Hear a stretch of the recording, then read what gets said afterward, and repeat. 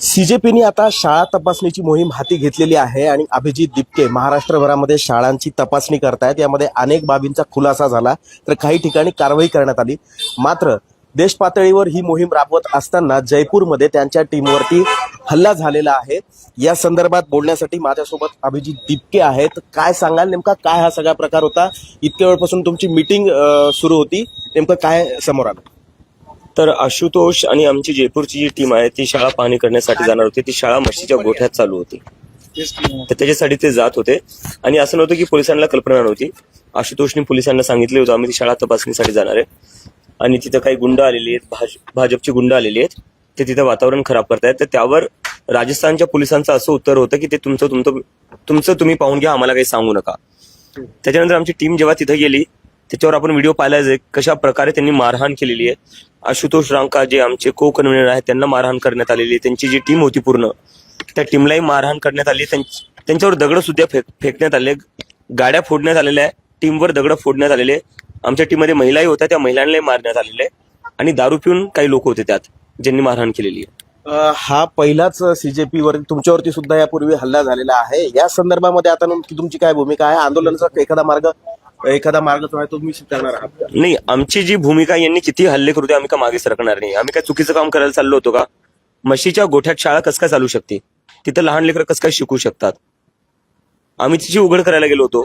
आणि यांना जर वाटत असेल की असे हल्ले करू नये, आम्हाला शांत बसवतील किंवा आम्ही आमची मोहीम मागं घेऊ, असं काही होणार नाही। यांनी 1 हल्ले करू द्या का 10 हल्ले करू द्या, आम्हाला फरक पडत नाही। आमचं जे स्कूल ठीक करो कॅम्पेन आहे ते चालू राहील जसं आधी चालू होतं, आम्ही काय मागे सरकणार नाही। हे जे मारहाणीचे प्रकार घडत आहेत या संदर्भात तुम्ही सरकारकडे काही निवेदन देणार आहात का, सुरक्षेसाठी किंवा तुमच्या टीमच्या सुरक्षेसाठी? जे लोक हल्ला करतायत त्यांच्याकडून सुरक्षा घ्यायची। भाजपची राजस्थानमध्ये कोणाची सरकार आहे? भाजपचीच आहे ना। हल्ला कोणी केला? त्यांच्याच गुंडांनी केलेला आहे आणि त्यांनाच निवेदन देऊन काय सिक्युरिटी मागायची? आम्हाला सिक्युरिटीची काही गरज नाहीये, लोक आमच्या सोबत आहे। आता या गुंडांनी किती त्रास दिला, भाजपने किती त्रास दिला किंवा त्यांच्या सरकारांनी किती त्रास दिला तरी चालेल, आम्हाला काही फरक पडत नाही। आता हल्ले करतायत, उद्या जाऊन ईडी लावतील, सीबीआय लावतील, काय काय करतील, ते जे करायचं ते करू द्या। ज्या ठिकाणी हल्ला झाला त्या ठिकाणी जयपूरमध्ये, याआधी तुमच्यावर जयपूरमध्ये हल्ला झाला होता, तिथं तुम्ही जाणार आहात का?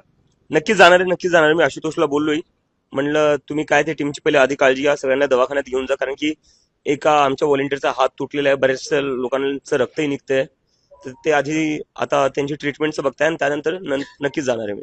महाराष्ट्रातील तुमच्या पुढच्या या शाळा ठीक करो अभियानाचा काय आराखडा असणार? नाही, आता जसं तुम्ही पाहिलं मी गावागावात फिरतोय आणि भरपूर गोष्टी आढळल्यात। एक तर बाथरूम नाहीये, पाणी नाहीये प्यायचं, बसायला बेंचेस नाहीये। मी लातूरमध्ये पाहिलं की एक टीचर 4 वर्गांना शिकवते, 1ली, 2री, 3री आणि 4थी, 4 वर्गांना एक टीचर कसं काय शिकवेल?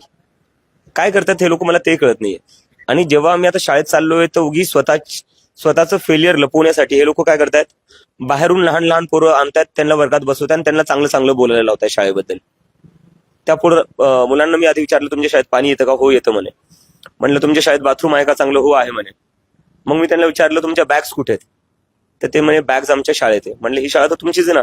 नाही म्हणे ही आमची शाळा नाही, ही आमची शाळा दुसरी, म्हणे आम्हाला आज बोलवलंय इथे।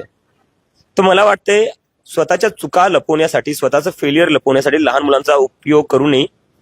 एवढा फ्रॉड करण्यापेक्षा तुम्ही शाळा चांगल्या करा ना, हे सगळं करायची गरज नाही पडणार।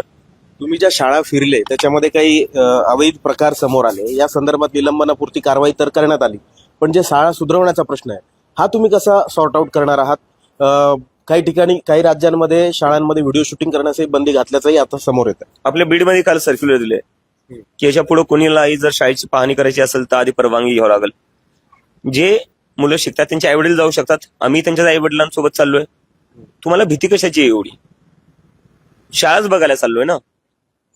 आणि ज्या शाळेत गांजा फुकल्या जातोय, दारू पिल्या जातीये ते तुम्हाला चालतं, पण आम्ही शाळा बघायला चाललो आणि ही शाळा ठीक झाली पाहिजे हे म्हणायला चाललो तर तुम्हाला त्रास होतोय। जी बेंचेस, शौचालय, खिडक्यांची दुरावस्था आहे ही सुधारण्यासाठी सरकारकडे निवेदन करणार की तुम्ही स्वतः ती आता दुरुस्तीच्या हाती? आम्ही जे शिक्षण अधिकारी आहे ज्या ज्या जिल्ह्याचे त्यांना सांगितले 15 दिवसात तुम्ही या गोष्टी नीट केल्या पाहिजे। जर 15 दिवसात हे नीट नाही करण्यात आलं तर सगळे गाववाले म्हणतात आंदोलन करायचं। मी गाववाल्यांना म्हणले यांना 15 दिवसाचा वेळ देऊ, आजपर्यंत हे झोपलेले होते, यांना आता जाग आलेली आहे, पण 15 दिवसात जर यांनी चांगल्या शाळा नाही केल्यात, बाथरूम चांगले नाही केले, पाण्याची व्यवस्था नाही केली, बेंचेस नाही लावले, तर गाववाल्यांचं म्हणणं आंदोलन करायचं। आणि हे फक्त हिंगोलीच्याच गावकऱ्यांचं म्हणणं नाहीये.